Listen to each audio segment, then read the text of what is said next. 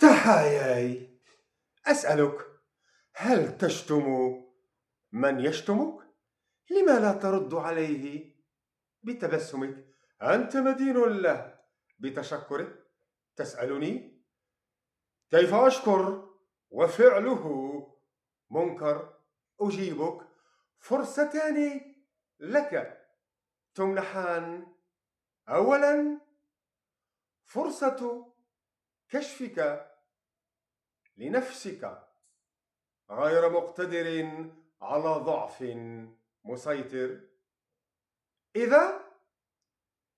إذا الشتم جابهت بالشتم، وعليك أن تتدارك وغضبك أن تتمالك.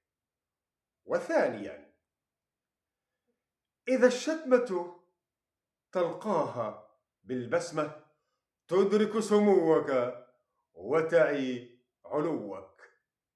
أنصحك، حقا حقا حقا أنصحك، اسرع شاتمك بتعففك واغلبه بعفتك.